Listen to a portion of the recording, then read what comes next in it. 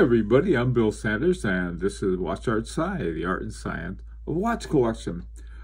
Today we're going to take a look at Rafael's superb collection. The kind of profession that Rafael is in doesn't hurt to have a really nice collection of watches to wear. But anyway, enough about that. To get started, the first one is the FP Journe Octolune. And the Octolune is an automatic. It's all of the watches in the Octa collection by FP Journe are automatic. And this one's a very nice one. It also has a power reserve indicator at 9 o'clock. And most of FP Journe's power reserve indicators, when they're fully wound, there is 0, and then they go down. And that's the old chronometer style that they had on ships, and it tells you the time since it was last wound. This one on the Octa series, it looks like they have the opposite, unless it goes up as it becomes unwound. That's one thing I tried to find out. There was nothing there that was immediately evident about it. But this is a beautiful watch, 18 karat gold watch. Very nice watch. Okay, the next one is an A. Lange Zuna jumping seconds, and the jumping seconds isn't what attracted me to it. This is one of my grail regulator watches. I wanted to have a regulator for a long time, and I haven't. I've either lacked the money or found the watch that I really like, and this was one of them. This one, the Laurent Ferrier regulator. But this one is just gorgeous, and with jumping seconds as well. This is sort of a type of doctor's watch where they can time it with the jumping seconds. This next one is an H. Moser Venture Classic. This watch is really gorgeous. It has an enamel dial to it, and with these blued hands, it's just a superb watch. It's the only word I have for it. I like H. Mosers a great deal, and they are such a good buy because they're ignored by a lot of people. I've been noticing the price has been creeping up, I think, as more people discover them. But this is a beautiful, beautiful example of an H. Moser Venture Classic. This next one is a Patek Philippe. The reference number is 5035. It's an annual calendar. And this annual calendar has got the Roman numerals, and quite big Roman numerals too, and it has something really interesting. Usually the 4 in the Roman numerals is 4 little sticks. But here they use the 1V. Now, when I say usually, I mean usually on watch styles they have that. And but this is a unique watch, and it's an annual calendar. Today is the 1st of March, and so all of my watches were on the 29th of February. So it was a lot of things to change, but this is a nice one. All right, the next one is an Omega Seamaster, and there's a lot of there's the reference to the coaxial escapement doesn't mean a lot to a lot of people, but it does to me because that's a George Daniels escapement that he had. He had a hard time getting anybody to accept it, and finally Omega did. Nice watch, and I love the band on that one, or the bracelet. Nice big strong bracelet for it.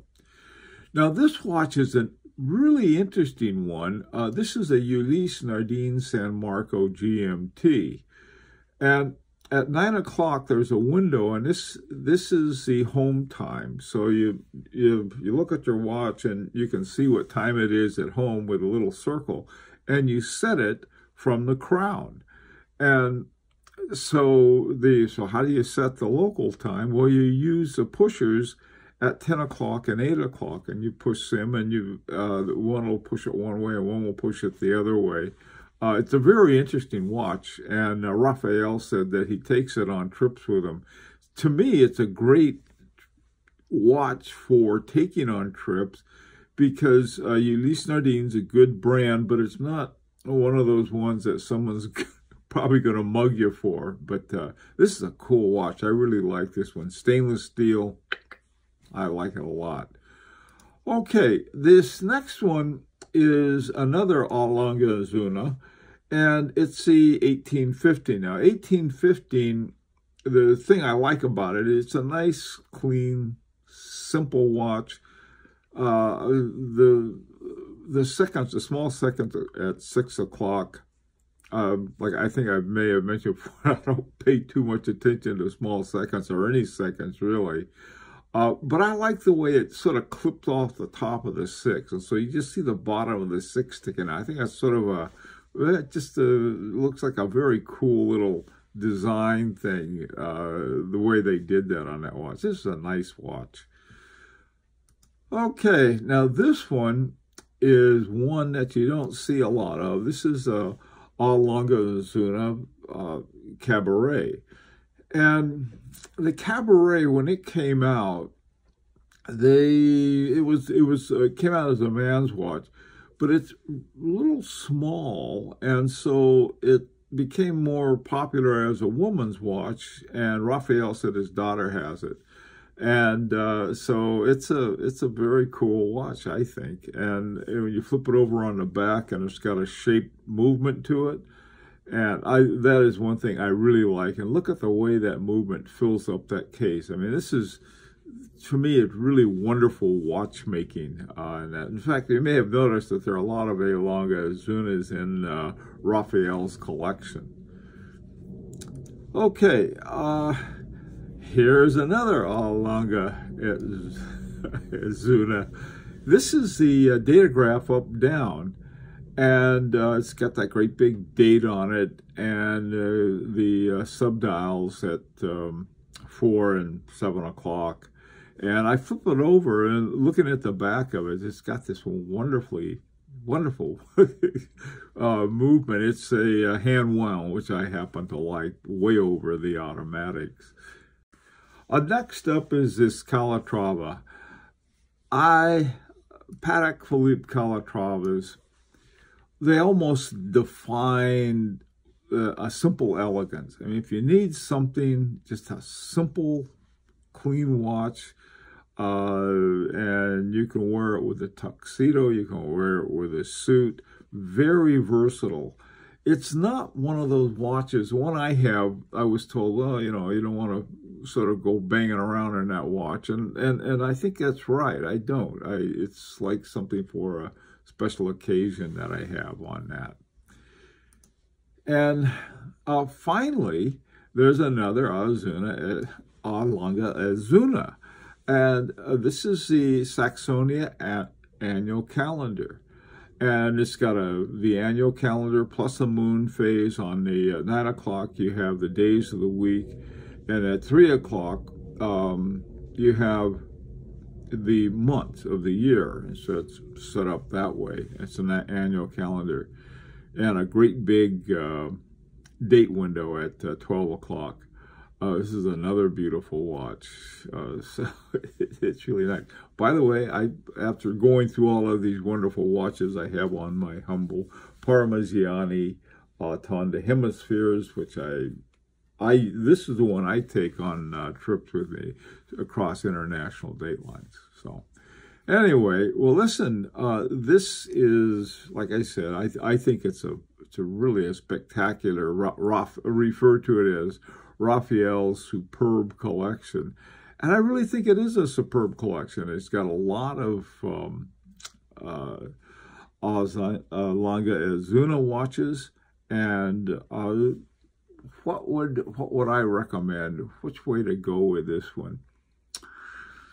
Boy, you know, a watch, of course, having a few more FP Journes, you can't get too many of those.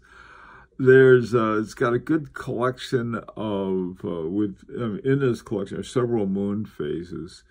One that he may like the Lang & Hein. The reason for that is that you flip that over and it's got that beautiful movement in it, in the Lang & Hein.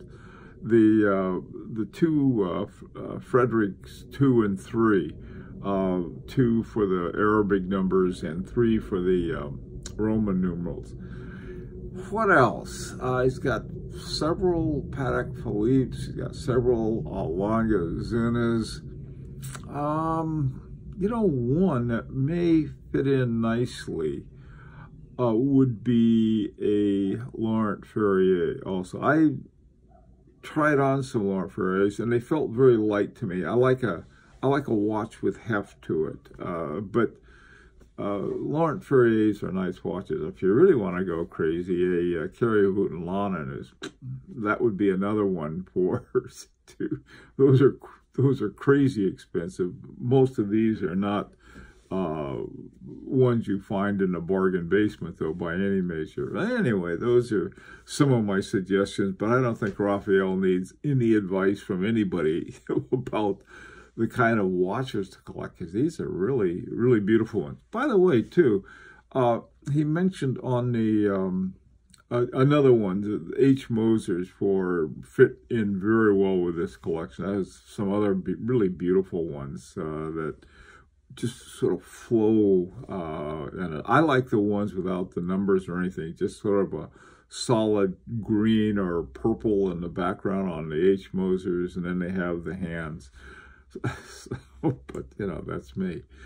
Okay, doke. Love to hear from you guys, as always. See what your opinions are, what you think of this collection, what any suggestions you have. And by the way, too, please, if you're interested in having a collection review, send me your collection. There's a video on it that at the end of this, you'll see a little thing that you can, it has everything you need to know about how to have a collection review.